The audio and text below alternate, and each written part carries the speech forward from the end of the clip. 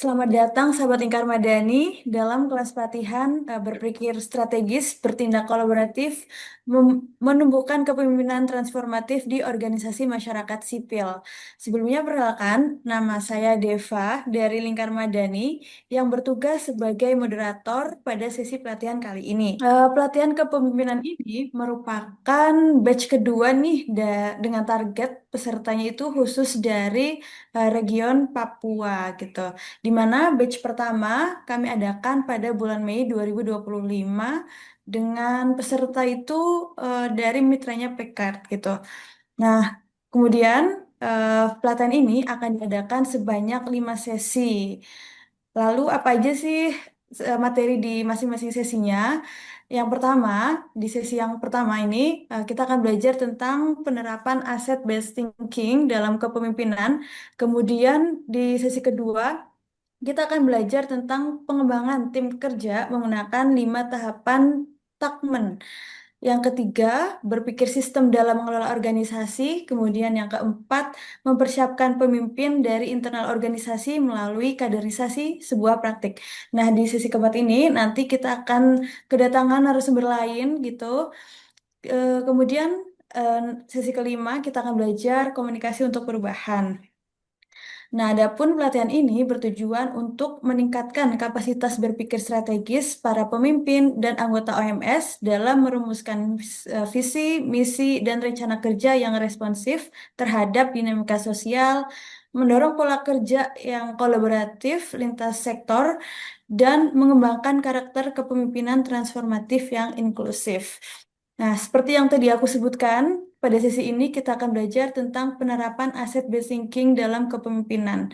Nah, kita akan belajar bagaimana cara mengenali potensi, kekuatan, dan aset yang kita miliki, baik secara individu maupun kolektif, dan bagaimana memanfaatkannya untuk menciptakan dampak yang lebih besar dalam kerja-kerja pemberdayaan. Tentu saja, kita tidak belajar sendirian ya. Di sini kita ada narasumber kayak gitu. Narasumber kita ini adalah Mbak Sarwitri atau biasa disapa Mbak Wiwit.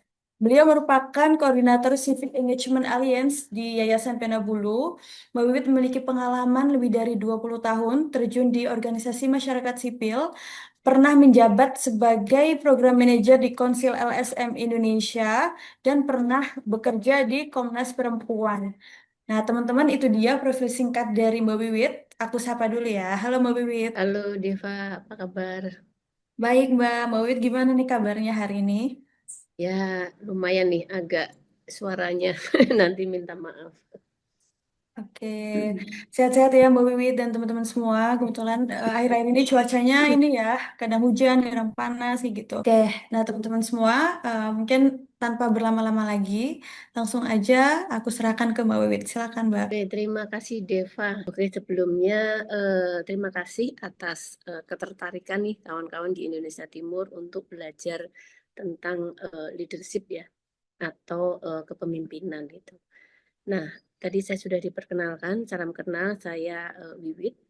Sehari-hari sekarang saya ada di Penabulu. Nah, mungkin saya langsung aja, kita mungkin akan lebih banyak ngobrol ya, bagaimana pengalaman teman-teman di lapangan. Tentu isunya adalah terkait dengan asset-based thinking. Saya izin untuk share screen dulu. Oke, mungkin saya nggak perlu slideshow ya ini. Nah, ini tadi sudah disampaikan untuk materi hari ini.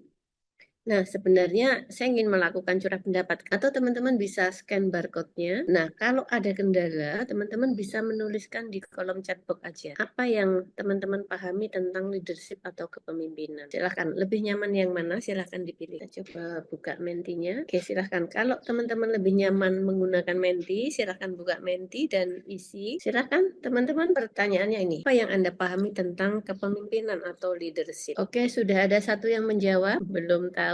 Gak apa-apa. Apapun itu yang teman-teman pahami, tuliskan saja. Atau ada mau yang langsung buka mic? Boleh. Mau buka ininya, mau ngomong langsung boleh, silakan. Oke, mungkin kalau tidak ada, saya lanjut aja ya. Karena tadi saya intip Menti, di Mentinya baru satu yang menjawab. Jawabannya belum tahu. Oke, saya mungkin lanjut aja. Kita mau memahami soal leadership atau kepemimpinan. Jadi sebenarnya leadership atau kepemimpinan itu merupakan kemampuan setiap orang ya untuk mempengaruhi, memotivasi, dan mengarahkan orang lain untuk mencapai tujuan tertentu.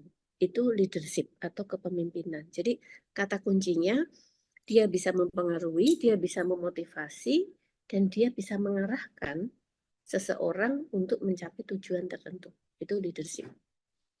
Nah, setiap orang dengan pengertian ini, maka kemudian setiap orang adalah pemimpin gitu. Setiap orang itu punya leadership gitu. Dan leadership itu adalah akarnya untuk seorang pemimpin. Walaupun sebenarnya pemimpin juga bisa jadi dia tidak punya leadership. Nah, tapi banyak sekali apa namanya yang menyampaikan ya sebenarnya kita ini menjadi pemimpin untuk diri kita sendiri gitu. Nah, ini jadi kepemimpinan sebenarnya bukan soal posisi, tapi soal inisiatif dan tanggung jawab. Nah, ini yang penting kita pahami. Nah, ini enggak terlihat ya, saya kecilin aja. Nah, ini soal gaya kepemimpinan. Mungkin teman-teman sudah sering mendengar gaya kepemimpinan yang beragam ya. Nah, ini yang bulat-bulat sebenarnya ini banyak teori atau buku-buku yang saya kumpulkan yang sudah lama juga ya sampai dengan sekarang. Ada namanya model kepemimpinan pelayan. Model kepemimpinan pelayan itu seperti pemimpin ini memang melayani kebutuhan anggotanya terlebih dahulu sebelum mengejar kepentingan pribadi atau organisasinya. Nah, sebenarnya contohnya itu kalau pemuka-pemuka agama ya yang dia mengutamakan jemaatnya terlebih dahulu. Nah, tapi juga di masyarakat juga ada yang model kepemimpinan seperti ini. Nah, kemudian ada kepemimpinan otokratis atau otoritarian. Nah, jadi penjelasan dari kepemimpinan otoritarian ini, pemimpin itu membuat keputusan sendiri tanpa melibatkan anggota tim. Jadi dia yang mengambil keputusan sendiri.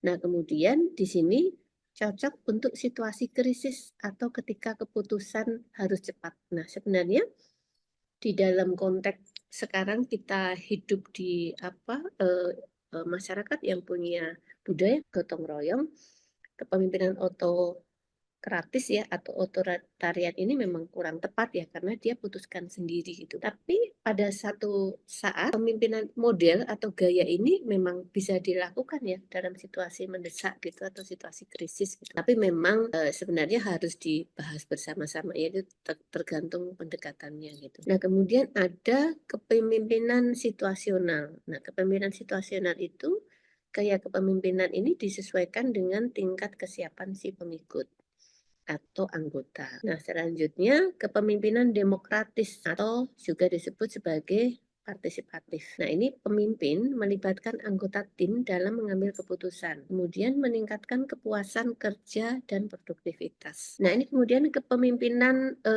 laissez-faire ya. Nah, ini tadi sudah sampai di kepemimpinan laissez-faire. Ini sebenarnya model lama ya, karena teorinya ini udah lama nih dah. Jadi, pemimpin memberi kebebasan penuh pada anggota tim untuk bekerja sesuai keinginan mereka. Efektif jika anggota tim sangat terampil dan mandiri. Jadi, kalau baca kepemimpinan laissez ini, saya ingat dulu waktu awal-awal di LSM nih. Jadi bagaimana cara pemimpin membentuk kita tuh dibenturkan. Ya udah, apapun itu kamu yang nyari jalan keluarnya. Nah, ini contoh kepemimpinan laissez. Jadi mereka pemimpinnya itu modalnya hanya percaya aja sama anggota. Nah, selebihnya anggota inilah yang kemudian mencari jalan keluar bagaimana menyelesaikan masalah-masalah yang dihadapi oleh organisasi tersebut. Nah, kemudian ada kepemimpinan karismatik. Kepemimpinan karismatik itu memiliki pengaruh besar karena karisma pribadinya, kemudian mampu membangkitkan semangat dan kepercayaan pengikut. Ini kayak ini ya, Presiden Soekarno kayak gitu, kayak Mahatma Gandhi gitu. Jadi ini dia model pemimpin yang karismatik gitu. Kemudian kepemimpinan transformasional. Nah, ini pemimpin menginspirasi dan memotivasi anggota tim untuk mencapai potensi maksimal. Kemudian fokus pada perubahan dan inovasi. Nah, ini yang kemudian sekarang ini banyak dipraktekkan di organisasi masyarakat sipil. Kemudian kepemimpinan otentik. Nah, kepemimpinan otentik itu jujur, terbuka, konsisten dengan nilai pribadi, mendorong transparansi dan kepercayaan. Kemudian kepemimpinan transaksional nih. berdasarkan sistem imbalan dan hukum, cocok untuk organisasi yang stabil dengan struktur jelas. Sebenarnya biasanya gaya kepemimpinan transaksional ini lebih digunakan pada model-model company ya atau organisasi profit gitu. Karena mereka kemudian memang ada target tertentu yang harus dicapai gitu, dan target itu terkait dengan capaian yang harus organisasi hasilkan gitu, karena profit itu tadi. Maka kemudian ada yang mengembangkan sistemnya imbalan, dan kalau salah ini ada hukuman gitu. Nah, ini model atau gaya kepemimpinan yang ada gitu. Bahkan mungkin nanti juga bisa muncul lagi gitu gabungan antara mungkin transaksional dan pelayan, atau mungkin gabungan dari otoritarian dan kemudian kepemimpinan laissez itu. Ini sangat memungkinkan. Jadi bisa jadi satu orang punya gaya kepemimpinan lebih dari satu atau mungkin lebih dari dua gitu. Nah, ini kemudian penting kita pahami ya apa ini. Jadi sebenarnya dengan ini kan dari beberapa teori ya yang sudah dirumuskan gitu. Teman-teman bisa mengetahui kalau teman-teman kan kaya akan di lapangan. Sebenarnya selama ini yang sudah teman-teman praktekkan itu yang mana nih? Gaya kepemimpinan yang mana nih kayak gitu. Nah, nanti kemudian dalam konteks organisasi masyarakat sipil supaya efektif, kemudian harus yang mana nih kemudian dioptimalkan gitu. Kira-kira itu. Di sini ada yang mau ditanyakan atau diperdalam, silahkan. Nah, kalau tidak ada nih, saya lanjut nih. Mungkin ditulis aja di kolom chatbox, nggak perlu ngisi menti nih. Menurut teman-teman nih, pemimpinan di organisasi masyarakat sipil yang ideal dari tadi, dari ada berapa gaya kepemimpinan ya? 9 tadi, kira-kira apa saja nih? Saya tampilkan nanti. Jadi pertanyaannya, menurut teman-teman, kepemimpinan di organisasi masyarakat sipil yang ideal itu seperti apa? Nih, saya tampilkan lagi. Silakan, teman-teman mau menggabungkan 2 gaya kepemimpinan boleh, mau 3 boleh, mau 4 boleh, silakan. Jadi ini berbasis pengalaman teman-teman. Menurut teman-teman, jadi apa gaya kepemimpinan ideal untuk organisasi masyarakat sipil? Jadi di sini tidak ada jawaban yang benar salah, itu baik buruk tidak ada. Silahkan gagasan teman-teman disampaikan saja. Silahkan, atau ada yang mau buka mic boleh, kita berinteraksi langsung ya teman-teman. Oke, mungkin kalau Lestari mau menjawab. Atau kalau tidak ya ditulis aja di chatbox ya. Nih, Kak Deva sudah menuliskan pertanyaannya. Silakan bisa dijawab di sana. Silakan teman-teman, di sini pertanyaannya adalah, menurut Anda kepemimpinan di OMS yang ideal itu seperti apa? Tuh. Kak Julio mungkin atau Kak Lestari? Silakan teman-teman. Jadi kita ini interaktif ya. Jadi karena ini pelatihan bukan model webinar, saya hanya paparan, teman-teman mendengarkan, tapi kita memang diskusi sama-sama. Jadi apapun itu jawaban teman-teman, tidak ada yang ini ya salah ya. Jadi silakan dicoba. Oke, kalau masih malu-malu ya, jadi saya lanjut aja. Karena kemudian kalau tidak interaktif, sesi ini juga tidak ada ini ya, maksudnya hasilnya juga tidak maksimal, karena nanti akan ada diskusi ini materinya. Memang harus teman-teman harus menyampaikan pendapatnya setelah ini ketika ngomongin aset based thinking. Jadi saya nggak bisa paparan apa itu aset based thinking kalau kemudian teman-teman tidak bersedia untuk menyampaikan gagasannya gitu. Gimana nih? Kita mau coba lanjut atau kita tangguhkan nih? Ada yang jawab nih Mbak di kolom chat, ada Kak Julio. Eh, Beliau menjawab idealis dan bertanggung jawab. Oke, idealis dan bertanggung jawab. Terima kasih Kak Julio. Silahkan, tadi ada dari Lestari ya, Kak Lestari. Terus ada lagi satu. Jadi soal leadership atau kepemimpinan itu sebenarnya merupakan kemampuan setiap orang untuk mempengaruhi, memotivasi, dan mengarahkan orang lain ya untuk mencapai tujuan tertentu. Jadi kata kuncinya itu mempengaruhi, memotivasi, dan mengarahkan untuk mencapai tujuan tertentu. Itu definisi dari leadership atau kepemimpinan. Nah, sehingga dari definisi tersebut, dari penjelasan tersebut, setiap orang itu memiliki leadership. Dan leadership itu menjadi fondasi ya dari seorang pemimpin gitu. Walaupun belum tentu pemimpin juga punya leadership yang kuat ya, tapi setiap orang itu punya gitu.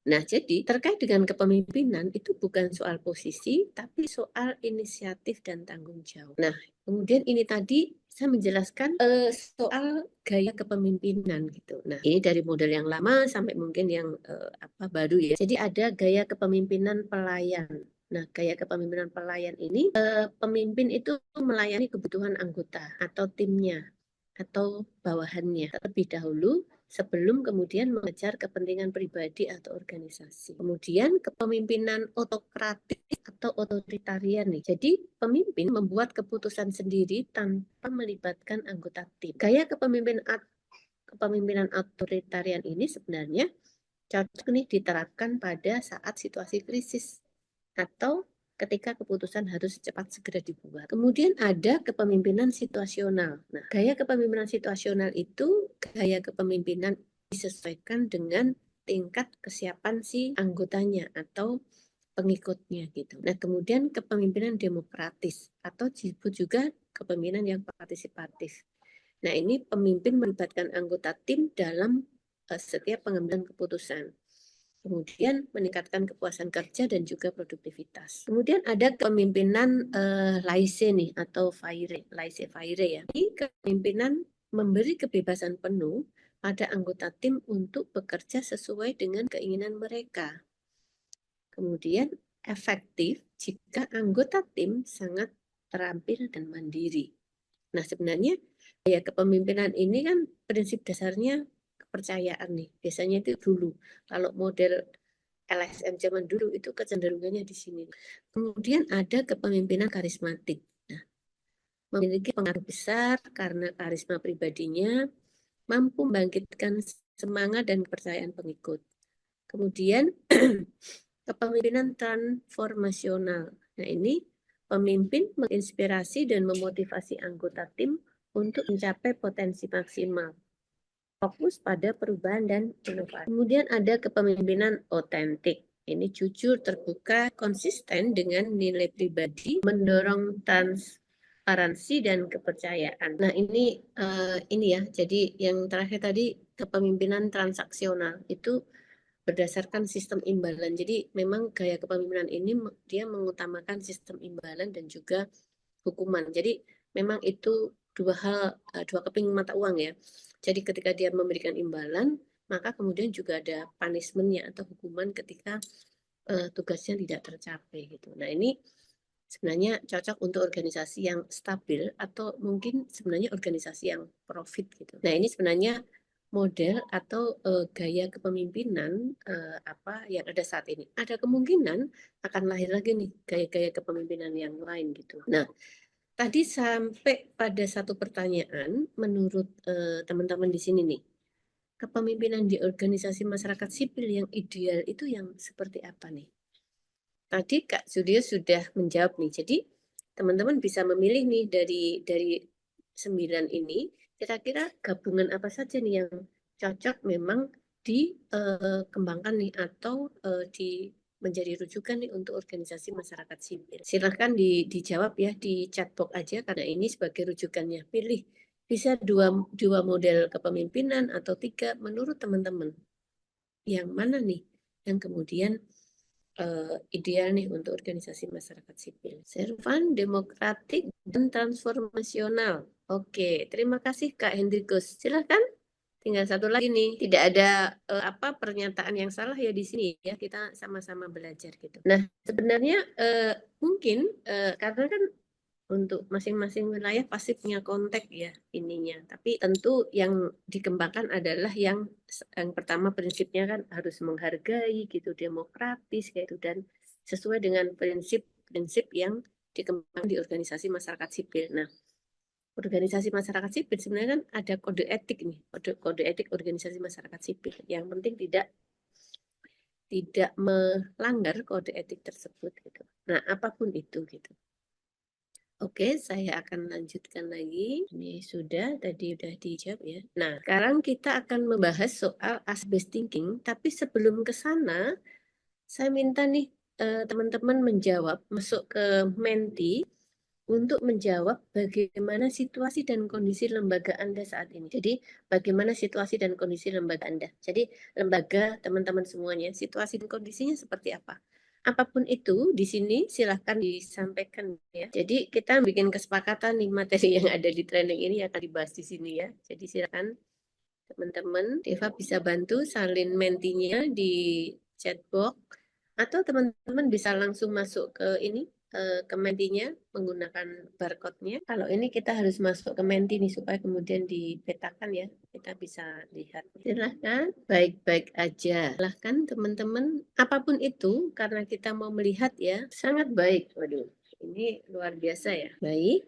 Kalau kemudian saya rubah nih pertanyaannya karena kemudian penilaian ini teman-teman tidak bersedia dibongkar nih soal kondisi tata kelola organisasinya. Jadi saya akan merubah pertanyaannya, bagaimana situasi dan kondisi pendidikan di Indonesia? Ini bisa dijawab di kolom chat box aja.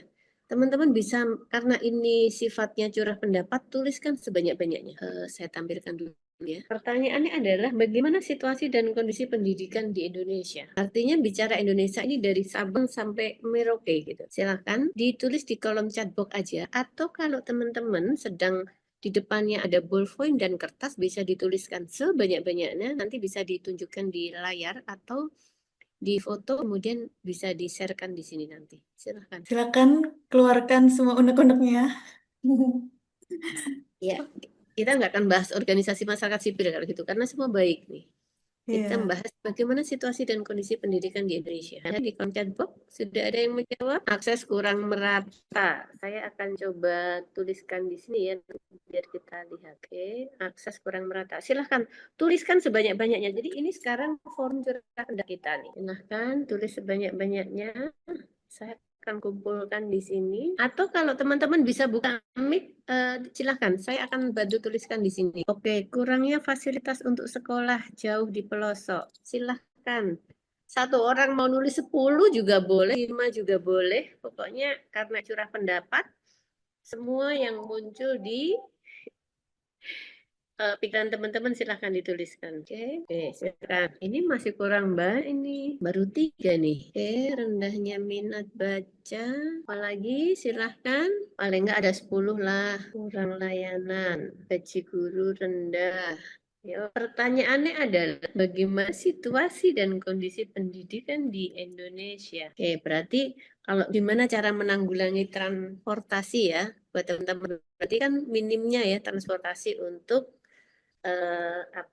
teman-teman disabilitas di layanan saya rubah ininya nih bahasanya layanan transportasi belum ramah ya belum ramah terhadap teman disabilitas. Silahkan daftar sebanyak-banyaknya dulu. Masih ada lagi? Masih kan teman-teman LSM itu jago-jago ya untuk observasi, untuk ini. Oke, kita coba lihat hasilnya ya. Hasilnya teman-teman yang teman-teman ketik. Jadi pertanyaannya adalah bagaimana situasi dan kondisi pendidikan di Indonesia? Akses kurang merata, kurangnya fasilitas untuk sekolah-sekolah yang jauh di pelosok, soal anggaran yang dipindah lewat program Primil, kemudian rendahnya minat baca, gaji guru masih rendah, kurangnya layanan transportasi belum ramah terhadap teman-teman disabilitas, banyak daerah terpencil masih kurang guru tetap ya.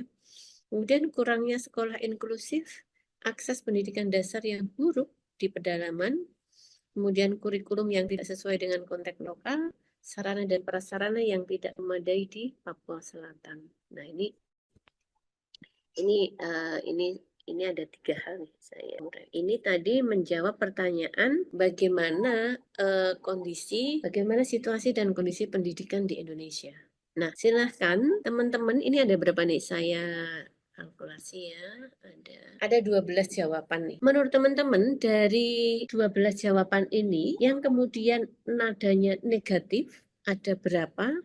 Atau mungkin dikasih ini ya, kita mau berhitung nih. Ini tadi jadi kita bisa mengumpulkan ada 12 nih, 12 jawaban dari pertanyaan bagaimana situasi dan kondisi pendidikan di Indonesia. Nah, sekarang dari 12 ini teman-teman bisa beri tanda nih dari 1 sampai 10 yang kemudian pernyataannya bernada negatif itu nomor berapa saja. Bisa juga dijawab semua, tapi nomor 7 tidak, kayak gitu. Atau nomor berapa tidak, gitu. Jadi saya ingin meminta teman-teman ini, jumlah pernyataan yang positif, yang negatif, yang netral dari ini. Kalau kita coba sama-sama ya, akses kurang merata, berarti ini cenderung negatif ya. Kurangnya fasilitas, ini juga negatif. Anggaran dipindah lewat program, ini apa nih? Negatif atau positif atau netral? Cenderung negatif.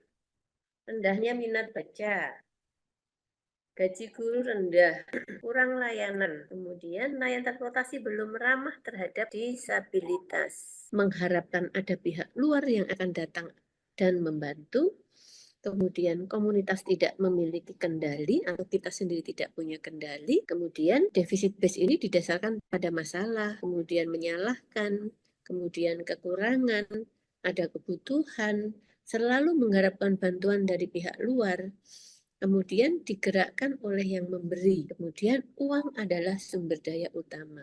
Ini kalau cara berpikir kita menggunakan deficit based thinking. Jadi kita akan selalu mengharapkan ada dukungan dari pihak luar. Seperti mungkin saya lanjutkan dulu ya, nanti kita elaborasi ini dalam kondisi konteks masyarakat sipil. Sementara asset based thinking ini fokus dengan apa yang kita miliki dan bukan pada apa yang tidak kita miliki. Jadi memang kita mengakui potensi diri kita. Kemudian menggerakkan komunitas. Nah, asset base ini didasarkan pada kemungkinan-kemungkinan, masalah bersama, kemudian apa yang ada, kelimpahan, melakukan dengan menggunakan apa yang ada dan bisa dilakukan. Kemudian hubungan atau relasi adalah sumber daya utama. Ini kalau kita berpikir menggunakan asset based thinking. Kita coba eksplorasi nih. Pada saat kita mendudukkan saat ini kondisi masyarakat sipil Indonesia yang di mana pendanaan dari internasional sudah mulai berkurang gitu. Kalau kita menggunakan deficit based thinking, maka kita akan selalu nih berteriak minta, pasti akan dibuat nih proposal dan itu proposal ke lembaga donor di luar sana gitu. Karena kemudian yang kita munculkan adalah masalah, kemudian kekurangannya gitu untuk menjawab kebutuhan gitu. Jadi memang uang menjadi sumber utamanya gitu. Sementara ada juga yang kemudian OMS yang sedang merintis nih gerakan asset based thinking, ini sudah mulai ya.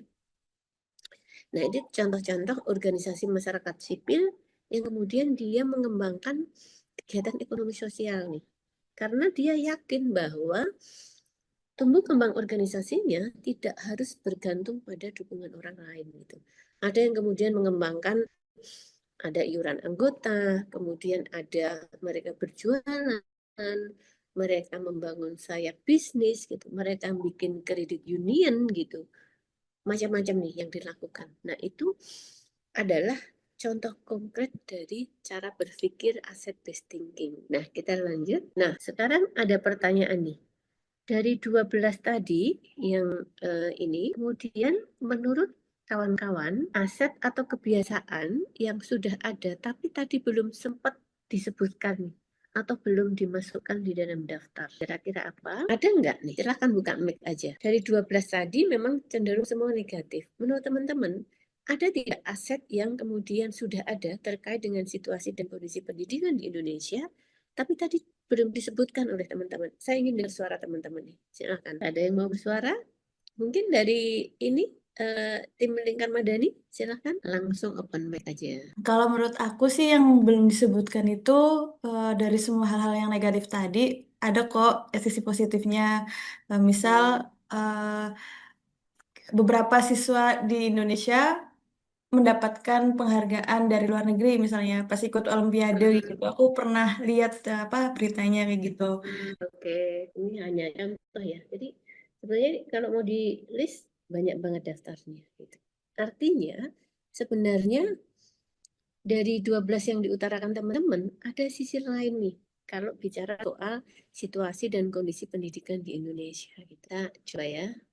Kemudian nih, kemudian pertanyaan selanjutnya adalah dari 12 tadi jawaban teman-teman, apakah ada yang kemudian punya aspek positif nih? kita lihat nih, ada nggak yang kemudian bisa diubah menjadi positif? Semuanya negatif ya? Atau silakan teman-teman, saya mengundang teman-teman untuk diskusi nih. Oke, kalau masih sunyi senyap, baik.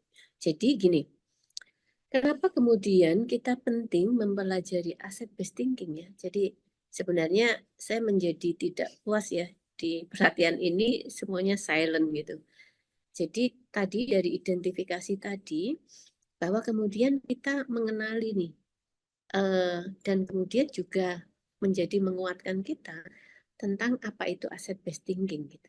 Nah, saya sih nggak yakin 100% ya teman-teman memahami apa yang saya sampaikan tadi, tapi mungkin dari contoh kondisi organisasi masyarakat sipil saat ini itu real terjadi itu. Kalau kemudian pendekatan kita adalah menggunakan deficit based thinking, maka kemudian yang akan kita cari adalah tadi kita akan mengumpulkan berdasarkan masalah-masalah, kemudian mencari kekurangan dan kemudian meminta pertanggungjawaban atau meminta pertolongan orang lain untuk membantu. Padahal kita itu punya kekuatan, punya potensi yang mungkin selama ini kita lupa, belum mengenalinya. Apa sih potensi dari diri kita masing-masing gitu atau organisasi masing-masing. Nah, sehingga kemudian menggunakan asset based thinking itu sebenarnya menggali mengenali potensi diri tadi, mengenali potensi organisasi ini supaya kemudian bisa dikembangkan gitu. Ya, sekali lagi itu ya tergantung ya. Jadi kayak misalkan teman-teman yang kemudian mengembangkan credit union, ada yang kemudian berhasil gitu.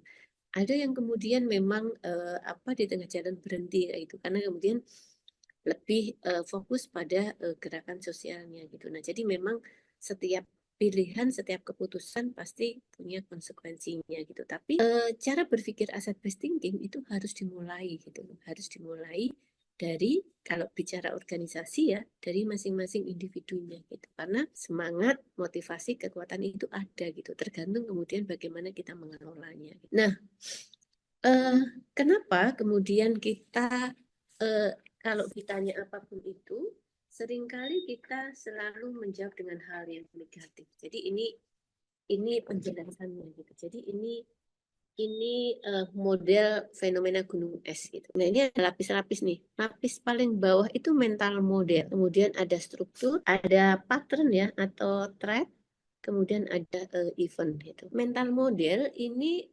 sebenarnya di sini ada apa keyakinan yang merangsang perilaku tersebut gitu. Jadi sebenarnya di sini teman-teman menjawab sesuatu yang negatif itu dasarnya ada di sini dari mental model ini. Ini ada di alam bawah sadar kita. Jadi kalau ini seharusnya ada garisnya ya. Nah, ini 3 ini itu di alam bawah sadar. Tapi tingkatan yang paling bawah itu adalah mental model gitu. Ini kita nggak sadari. Kalau mungkin teman-teman bisa berefleksi gitu dalam kehidupan sehari-hari, kalau kemudian ditanya sesuatu gitu, seringkali kecenderungannya kita menjawab sesuatu yang negatif. Gitu. Kenapa gitu? Nah, ini sebenarnya tidak lepas dari ini nih. Karena kemudian ya alam bawah sadar itu menyimpan ya pengetahuan apapun itu yang kemudian relevan dengan pertanyaan tadi dan itu kecenderungannya negatif apa yang disimpan di sini. Jadi saya contohkan nih kalau di dalam perkembangan anak-anak manusia ada namanya usia disebut usia golden age gitu. Jadi usia emas itu. Itu 0 sampai 7 tahun gitu. Ada yang 0 sampai 5 tahun tergantung menggunakan pendekatannya sih. Tapi intinya adalah pada usia tersebut itu secara sosial manusia itu baru diinstal. Apapun masuk nih kalau anak-anak karena drive-nya masih kosong. Makanya kemudian dari anak-anak itu kalau ada ya mungkin teman-teman dalam kehidupan sehari-hari atau di dalam film ada yang kemudian ada kekerasan di depan anak-anak, matanya anak-anak ditutup itu. Kenapa? Ini supaya itu tidak masuk di alam bawah sadar mereka. Karena daya tampung mereka sangat luar biasa. Jadi apapun yang mereka anak-anak lihat ini itu akan masuk gitu. Makanya kemudian dalam konteks kekerasan, kalau kekerasan itu terjadi pada usia 7 tahun ke bawah, ini ya memang tidak terlihat nanti, tapi ini akan di sini dan itu akan mempengaruhi cara berpikir mereka gitu. Nah, ini disebut mental model gitu. Jadi pada akhirnya ini menjadi sebuah keyakinan ya yang kemudian bisa merangsang perilaku manusia gitu. Jadi merangsang bagaimana manusia kemudian menyampaikan segala sesuatu ya, ya perilaku ya jadi behaviornya itu gitu. Nah, ini sumbernya ada di mental model ini. Nah, kemudian untuk struktur ya. Struktur itu sebenarnya apa yang mempengaruhi pola perilakunya di sini ini lapis selanjutnya. Nah, di sini soal patternnya kayak gitu. Nah, patternnya itu apa yang telah terjadi selama ini. Jadi udah kayak menjadi thread-nya gitu loh, menjadi sifatnya gitu loh. Nah, ini akan muncul nih. Biasanya nih, teman-teman bisa lihat nih, kalau kemudian anak-anak yang kesehariannya tinggal di lingkungan prostitusi gitu. Sebenarnya kita nggak bisa menjustifikasi dia adalah anak yang sangat tidak baik dan lain sebagainya. Ya karena dia dibesarkan oleh kondisi lingkungan gitu. Nah, pada akhirnya kalau kemudian bahasa dia kecenderungannya kemudian mengikuti bahasa yang ada di lingkungannya, itu bukan sesuatu yang salah. Karena itu sudah menjadi budaya mereka gitu. Nah, ini berangkat dari sini nih, dari mental model. Nah, kemudian nanti muncul di sini nih, bagaimana kemudian yang terlihat ya, dan kemudian yang terjadi yang mereka munculkan. Ini kira-kira gambarannya. Kenapa kemudian tadi teman-teman cenderung kemudian menilai tadi. Pertanyaannya sebenarnya bukan pertanyaan benar dan negatif. Pertanyaan sangat umum gitu. Bagaimana situasi dan kondisi pendidikan di Indonesia gitu. Nah, teman-teman sebenarnya bisa jawab, oh sekarang sudah banyak nih masyarakat terbangun berapa sekolah dan sebagainya. Itu real ada kan. Tapi teman-teman cenderung kemudian menjawab sesuatu yang kemudian itu masalah gitu. Model mental itu berada di bawah ini ya. Nah, ini menjadi dasar keyakinan paradigma ya. Jadi yang kemudian betul-betul berada di dasar dan dibangun dari paparan yang kita peroleh sepanjang hidup. Jadi ini akan kalau ada yang kosong dan kemudian kita tidak mengamini, kita tidak memencet tombol, iya saya yakin itu benar gitu, ya nggak akan bergeser di sini. Ini banyak tumpukan nih memori apa sosial yang beragam gitu. Nah, kalau secara pribadi kita tidak pernah mengizinkan ada pergantian memori positif lain, maka di sini tetap aja tetap akan ada di sini dan itu akan mempengaruhi di penampilan apa yang kemudian kita lakukan gitu. Untuk menggeser paradigma deficit based thinking menjadi asset based thinking itu memang apa harus merubah mental model ini. Gitu. Nah, ini satu strategi aja. Kalau teman-teman pasti punya kelompok dampingan ya. Ini gambar ini bisa dibagi menjadi dua. Kalau teman-teman mau intervensi, mau melakukan perubahan di komunitas, maka teman-teman harus mengenali nih mental model komunitas itu seperti apa. Nah, kalau kemudian mau diharapkan ada perubahan, maka perubahan seperti apa yang diharapkan? Pasti menjadi di sebelah sini. Setelah tahu perubahan yang diharapkan, tentu akan tahu nih intervensi yang cocok, pendekatan yang cocok untuk melakukan perubahan itu apa. Nah, itu sudah jadi program tuh. Nah, ini jadi kemudian pada saat teman-teman mengembangkan sebuah program atau proyek dan itu menuntut sebuah perubahan, nah ini harus kemudian melihat nih mental modelnya. Jadi ini kalau ini kemudian menyangkut perilaku masyarakat atau seseorang. Nah ini penjelasannya. Nah, eh, nah jadi kemudian mengenali deficit based thinking vs asset based thinking ini akan membantu kita untuk melakukan perubahan diri dan juga komunitas. Namun juga ini harus dilakukan secara acak dan berkelanjutan supaya kemudian menjadi perilaku gitu. Nah tadi bahasa saya misalkan nih, saya contohnya anak-anak atau dia dibesarkan di lingkungan prostitusi, sudah dewasa di sana, kemudian maka perilakunya kemudian dia tidak maka mencerminkan wilayah yang ada di wilayah prostitusi. Bagi masyarakat umum kita sering mengejas itu salah, itu buruk dan lain sebagainya. Tapi dalam konteks kehidupan kita nggak bisa mengejas gitu, karena ya yang dia peroleh sepanjang hidup itu gitu. Nah, kalau kemudian individu yang ada di lingkungan itu, misalnya kemudian mau diintervensi gitu, maka perubahan atau pendekatan yang diberikan itu harus mendapatkan persetujuan dari masing-masing individu yang ada di sana. Karena kalau nggak disetujui, mereka nggak mencet tombol iya, saya setuju dengan pendekatan misalkan bahwa saya di sini tidak boleh ngomong lagi yang benar dan negatif atau tidak boleh merendahkan lagi perempuan, dia tidak klik saya setuju, maka perubahan perilaku itu tidak akan terjadi. Jadi izinnya ada di masing-masing gitu. Jadi kalau tadi teman-teman sudah membuat penilaian yang negatif, tapi sekarang menyadari, oh ya ternyata situasi pendidikan di Indonesia itu juga ada yang positifnya. Nah, ketika teman-teman tidak memencet tombol klik, ya benar ada itu, maka kemungkinan besar kecenderungannya berpikir negatif itu masih akan terus ada gitu, khususnya dalam tema pendidikan. Nah, maka kemudian ya itu harus itu cara berpikir positif itu harus dilatih itu, harus dilakukan dalam konteks tema atau isu apa saja. Pertanyaannya, apa kaitannya dengan pelatihan leadership ini? Nah ini, jadi sebenarnya manfaat berpikir menggunakan asset based thinking. Ini dalam konteks organisasi, ini pemimpin itu perlu melihat potensi unik dari setiap anggota tim dan kemudian membangun strategi berdasarkan kekuatan mereka, bukan berdasarkan tuntutan organisasi. Itu yang penting kemudian di garis bawahi gitu. Nah, sehingga kemudian ini saya coba membuat daftar ada 6, mungkin bisa lebih ya, manfaat berpikir asset based thinking.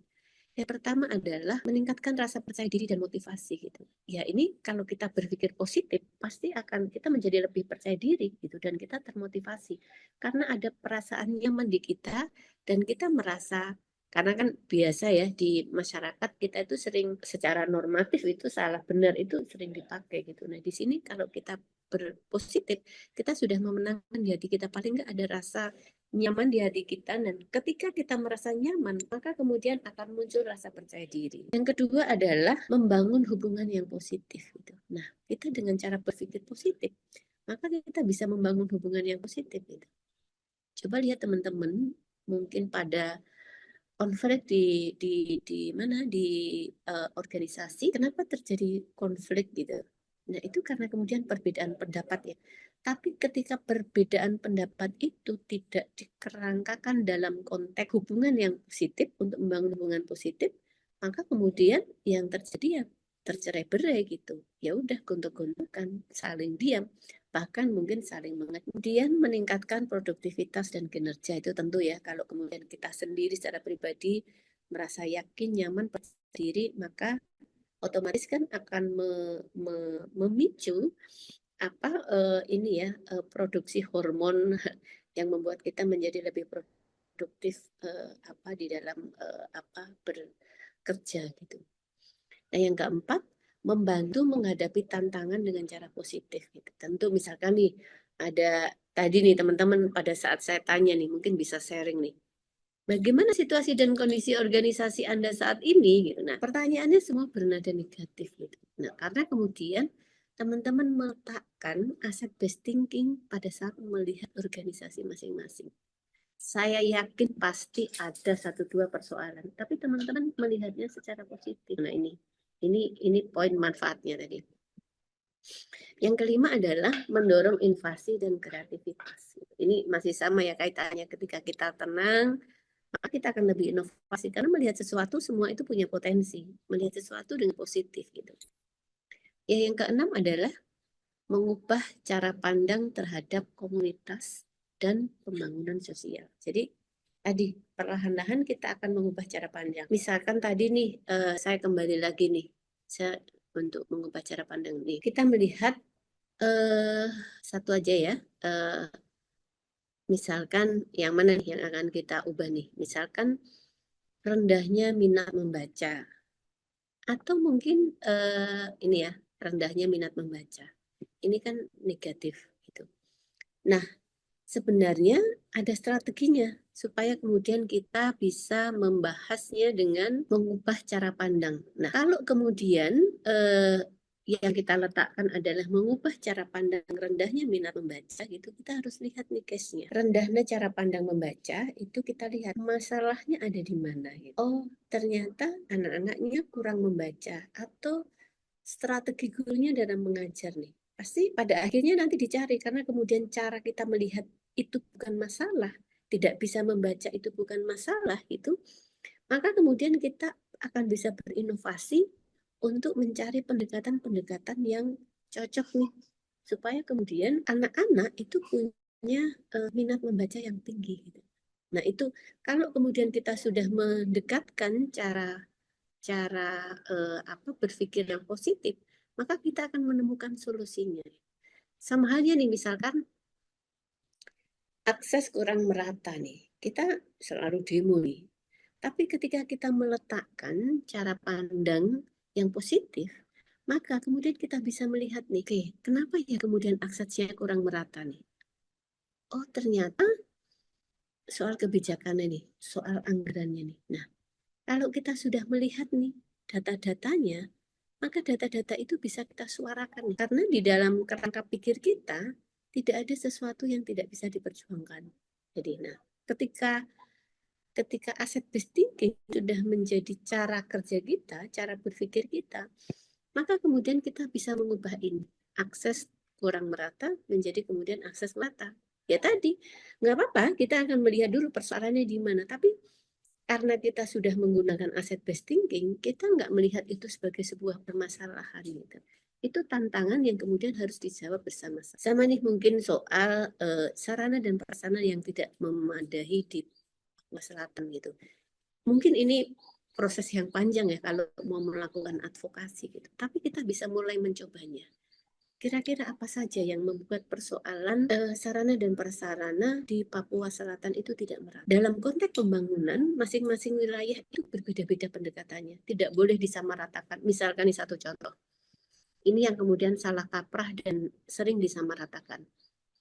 Dalam konteks pembangunan, masyarakat juga setuju, pemerintah juga setuju bahwa ya kalau mau pembangunan fisik ya semua itu gedung-gedung harus ada, jalan harus bagus gitu, sekolah-sekolah harus bertembok kayak gitu. Tapi pertanyaannya, apakah memang itu contoh cocok untuk situasi lokal gitu? Bisa jadi sebenarnya rumah panggung pun nggak masalah sebagai bentuk sekolah gitu. Yang penting itu memang cocok di wilayah situ dan sesuai dengan budaya kearifan lokal. Gitu. Itu nggak masalah gitu. Tidak harus kemudian harus membuat sekolah yang bertembok beton gitu. Ya, untuk apa sekolah bertembok beton tapi kemudian banyak korupsinya pada akhirnya hancur dan kemudian merugikan masyarakat gitu. Nah, itu yang kemudian tidak menjadi dasar ya di dalam membangun sebuah perencanaan, mungkin perencanaan pembangunan gitu. Karena kemudian yang dipikirkan idealnya ya bangunan yang indah, yang kokoh itu yang kemudian tembok beton gitu, seperti di kota-kota besar. Padahal belum tentu tembok besar di kota-kota besar itu cocok diterapkan kemudian di lereng gunung, di kampung-kampung kayak gitu. Nah, itu yang kadang kemudian cara kita memandang, menilai karena kemudian masih tadi letterlock ya bahasanya harus sama gitu, copy paste, pada akhirnya kita sendiri tidak mengedepankan kearifan lokal gitu. Padahal sekolah dengan rumah panggung ataupun rumah yang dari kayu itu sebenarnya nggak masalah. Yang penting kan nyaman, kemudian bersih kayak gitu dan semuanya terpenuhi gitu. Nah, itu beberapa contoh ya kenapa kemudian dalam konteks leadership itu uh, berpikir aset based thinking ini menjadi penting. Mungkin saya cukupkan sampai di sini. Saya buka nih ke teman-teman, kita bisa diskusi. Silakan teman-teman kalau mau menyampaikan sesuatu atau pengalamannya selama ini gitu, silakan. Saya undang nih teman-teman. Baik, Mbak Wiwit, aku izin masuk. Sambil menunggu teman-teman menyiapkan pertanyaan untuk diskusi, kita sesi dokumentasi dulu kali ya, Mbak. Silakan teman-teman, aku hitung sampai 3 ya. 1, 2, 3. Oke, silakan kalau misalnya mau bergabung. Ya ya, satu, dua, tiga. Oke, terima kasih teman-teman. Oke, silahkan kalau ada yang mau ini mungkin sharing gitu bagaimana pengalamannya. Mungkin gini, Mbak Wit, asset based thinking itu apa? Kayaknya nggak ini deh, nggak bagus deh atau apa? Silahkan kita berdiskusi saja. Mungkin Selamat Pak siang. Andrikus nih sudah open mic nih. Ya, baik. Terima kasih Ibu Safitri, Ibu Bapak Ibu sekalian yang hadir pada sore hari ini. Saya izin, saya kebetulan dari Merauke Ibu, tapi saya Oh, juga oke. Oke. mengejar. Mungkin memang saya lihat juga sangat bagus, ada insight baru, ada wawasan baru, bahwa ada perubahan-perubahan paradigma yang bagaimana mengubah dari deficit based thinking menjadi aset Asset based thinking. deficit, Ya. ya. Tetapi saya melihat bahwa ya OMS ini juga punya peran besar ketika lebih kepada ketajaman-ketajaman kritis dalam bersinergi dengan pemerintah, katakan begitu, Bu, Iya, sebagai iya. eh, apa namanya pelaku utama dalam pembangunan sebetulnya pemerintah. Tetapi ketika kita meninggalkan daya-daya kritis juga, Ibu, dalam yang tanda kutip kita berpikir tadi, kenapa kita lihat berpikir lebih kepada deficit based thinking, karena kita mau punya kritis dengan tataran yang seperti tadi, Bu, pada konsep apa nama observasi dan pengamatan empiris dengan fakta-fakta di lapangan, Ibu. Hmm, Artinya begini, hmm. mungkin contoh sedikit supaya menjadi Iya, gambaran iya. pertama Boleh, boleh. Silahkan. bahwa kami di Papua ya memang kami ada perbedaan yang sangat jauh antara perkotaan dan pinggiran dan pedalaman. Untuk konteks pendidikan sangat buruk di pedalaman, Ibu. Hmm, Artinya bahwa kami juga sebagai pengajar bahkan ada yang sudah masuk lulus SMA belum lancar berbahasa menghitung terutama.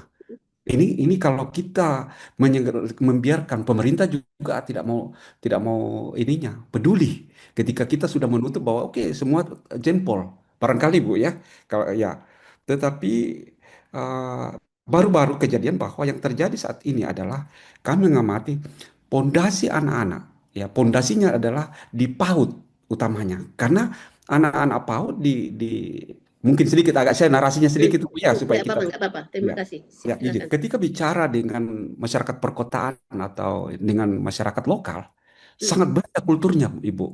Ya hmm, pun kadang-kadang kami saling menyalahkan juga antara guru makan gaji buta dan lain sebagainya. Tapi tidak mudah memang tinggal di pedalaman, Ibu, karena kultur mereka anak-anak di masyarakat lokal asli ini membawa anak-anaknya juga masuk hutan. Jadi hmm, anak-anak yang tadi 20 orang, besok yang hadir cuma 5 orang. Jadi kita hanya mengajar dari satu ini, padahal kita sudah ada program yang sudah tertata dengan baik. Jadi hmm, tetap di minggu pertama hanya pengenalan huruf-huruf misalnya begitu. Tidak hmm, maju-maju. Nah, berbeda dengan perkotaan, masih ada babysitter juga yang ada di rumah menjaga. Siapa yang menjaga? Inilah yang saya bilang ada masalah-masalah dengan ininya. Nah, kami juga melihat bahwa sangat bagus. Baru-baru ada kejadian yang ini bahwa malah pemerintah daerah Papua Selatan juga ada korupsi dana PAUD yang notabene adalah mereka sendiri yang seharusnya inilah yang saya bilang kami yang saya bilang ada uluran dari luar terutama OMSC ya masyarakat sipil ini untuk berperan besar bagaimana menggandeng pemerintah juga untuk menjadi ininya di situ supaya bisa kami sebagai pemerhati juga melihat anak-anak bangsa ini selalu kita bang yang tertinggal karena pendidikannya yang hmm, terkait dengan sumber daya manusia tidak ada jalan lain kami sih tapi selalu bang mereka tertinggal sama sekali di ininya ya karena mengubah tertib perubahan transformasi itu hanya dengan pendidikan dengan budaya mereka.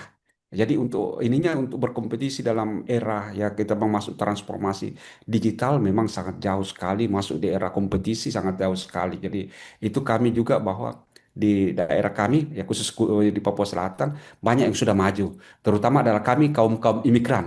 Tetapi hmm, saudara-saudara kami ini yang masih termarginalisasi. hmm, Bagaimana caranya, modelnya? Bahwa hmm. pendidikan ini sampai sekarang adalah PR bagi pemerintah daerah. Ya. Sudah ada kewenangan, sudah ada dan dana otonomi khusus anggarannya, tetapi sampai sekarang belum ada outputnya. Begitu Ibu. Mungkin dari pemikiran Ibu paradigma baru ini, bagaimana kami bisa bertindak ini dengan aset ininya, aset based thinking itu Ibu. Barangkali. Terima kasih.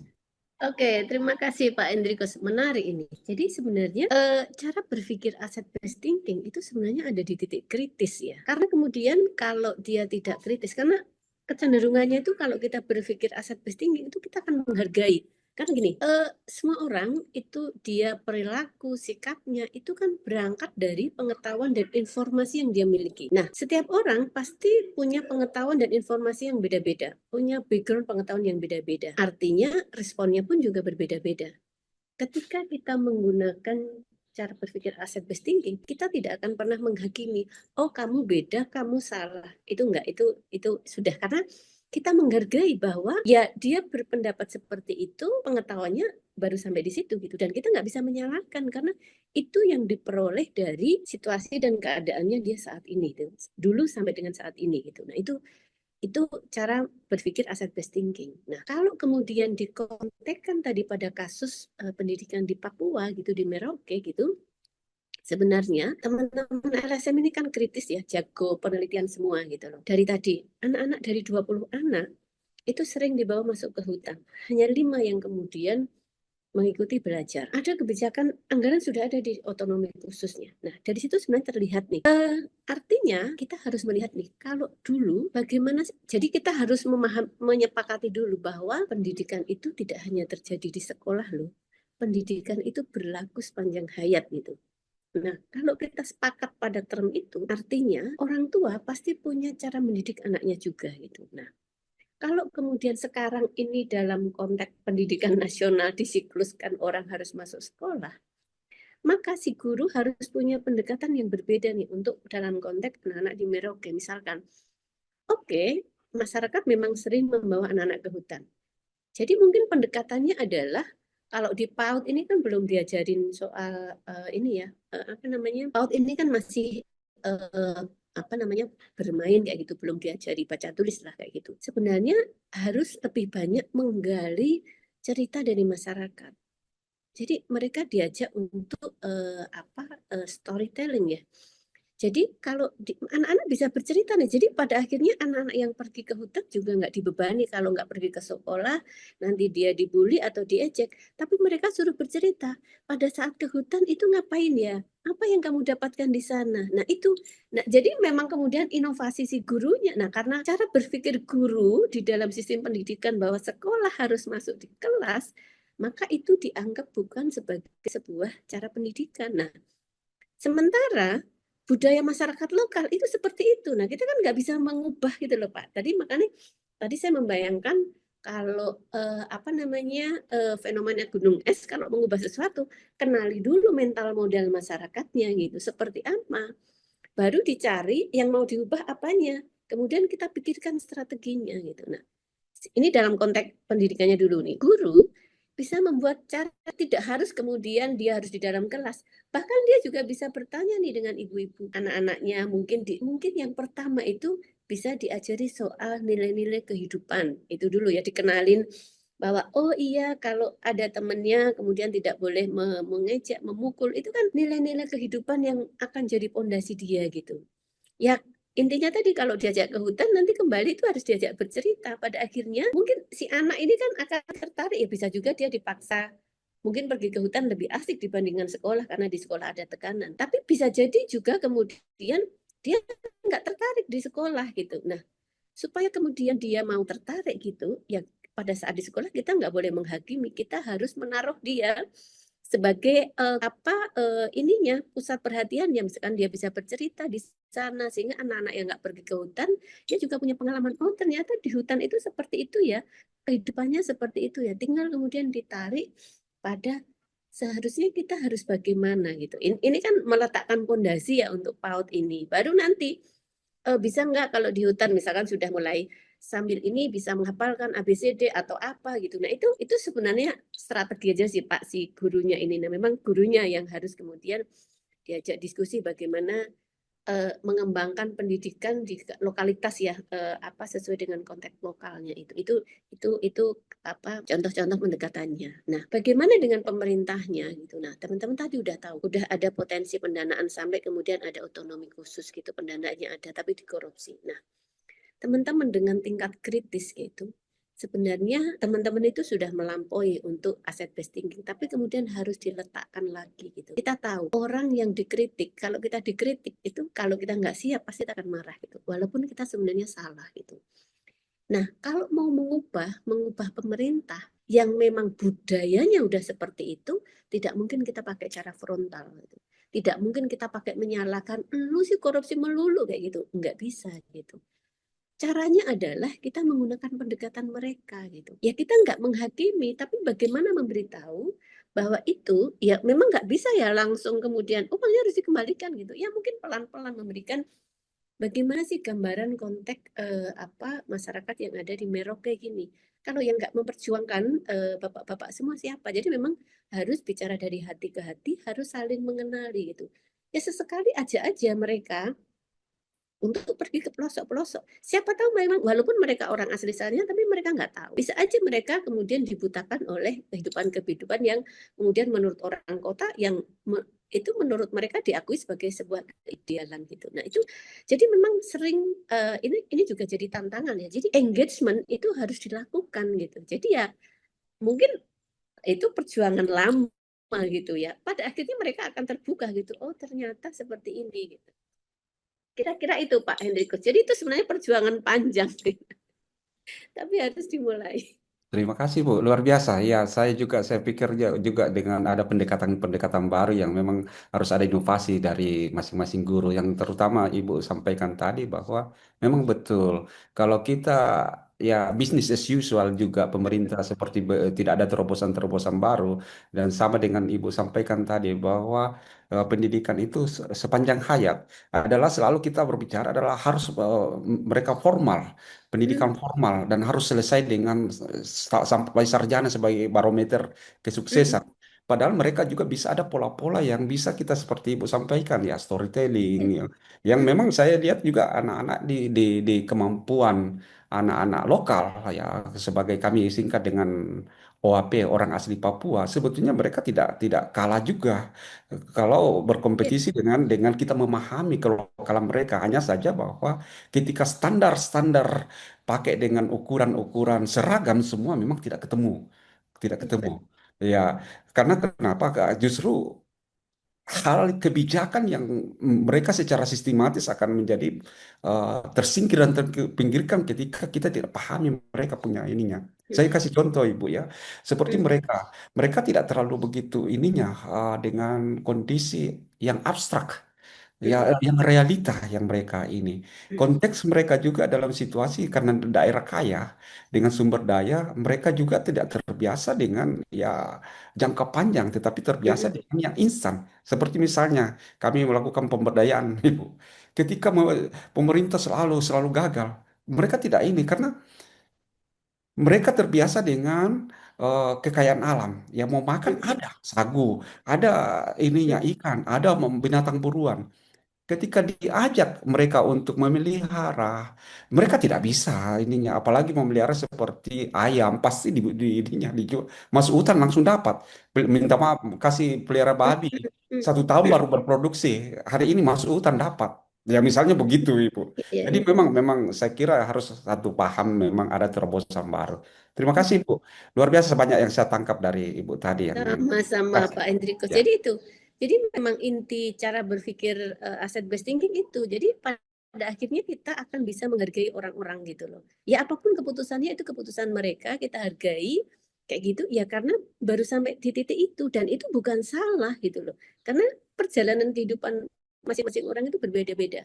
Hanya saja secara sistem memang kita itu sudah diklasterisasi gitu loh. Oh, kayak gini seperti ini. Jadi itu yang kemudian membuat kita terjebak pada kemudian kita harus membuat penilaian salah dan benar, hitam dan putih gitu. Jadi sebenarnya organisasi masyarakat sipil yang kritis itu harus mendobrak sampai ke sana gitu. Kira-kira itu, Pak. Silahkan mungkin yang lain ada Kak Zulio, Kak Neta juga nih.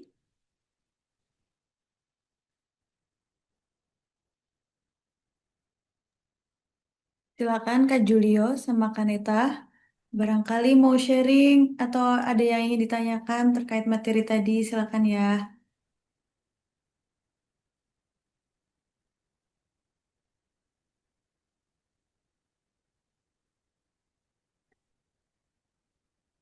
Oke, kalau sudah tidak ada, sudah pukul 1, tapi tadi terlambat sih mulainya. Oke, mungkin ini menjadi pengingat bersama ya. Jadi karena temanya soal leadership, jadi satu saya ingin ngunci, setiap orang itu punya leadership, punya kepemimpinan. Hanya saja kita mengenalinya enggak bahwa kita punya kepemimpinan itu gitu, kita punya leadership itu gitu. Nah, untuk mengenali, maka kemudian kita harus melakukan refleksi ya. Oh, ternyata aku bisa memotivasi kalau teman-teman di komunitas ya. Itu kan teman-teman memotivasi si komunitasnya, kemudian sering dimintai nasihat. Sebenarnya teman-teman sudah melakukan peran pemimpin di sana gitu. Nah, kemudian bagaimana kemudian menjadi kepemimpinan yang efektif atau kemudian bisa melakukan perubahan. Nah, tentu kemudian tadi salah satunya adalah bagaimana kita menggunakan kerangka pikir asset based thinking gitu. Jadi kalau di komunitas ya kita harus menghindari supaya kemudian tidak menggunakan oh Bapak Anda salah, ini seharusnya begini gitu. Tapi ketika ngomong salah itu kasih penjelasannya gitu. Jangan hanya salah titik gitu. Tapi kenapa kemudian bisa jadi begini gitu dan bagaimana mengubahnya. Dan jangan sampai kemudian justru ini ya namanya membuat mereka menjadi down kayak gitu, menjadi tidak percaya diri gitu. Nah, karena kemudian di dalam asset based thinking itu tidak diharapkan ke sana gitu. Karena kemudian ya kita selalu berpositif gitu ya, bahwa sesuatu itu pasti akan ada jalannya gitu. Nah, sebagai seorang pemimpin itu kemudian penting karena kemudian di dalam konteks organisasi ya, dalam organisasi pemimpin itu harus bisa melihat tadi potensinya itu potensi ya. Kalau potensi mungkin bisa dilihat, tapi masing-masing anggota organisasi itu pasti punya potensi unik. Nah, itu harus dikenali nih oleh seorang pemimpin. Karena apa? Karena itu dapat digunakan untuk mengoptimalkan atau organisasi itu mencapai tujuannya gitu. Nah, makanya kemudian cara berpikir positif tadi itu menjadi penting karena kemudian kita mau mendengarkan, kita mau percaya kayak gitu dan kemudian kita mau memberikan tanggung jawab kepada mereka gitu. Nah, kira-kira itu inti dari pelatihan leadership seri 1 ini. Nanti mungkin materinya bisa diminta ke tim Lingkar Madani. Selebihnya kemudian saya serahkan lagi kepada Mbak Deva. Silahkan. Baik, terima kasih banyak Bu Wiwit atas pemaparannya pada hari ini. Semoga apa yang disampaikan bermanfaat untuk kita dan juga organisasi teman-teman ya.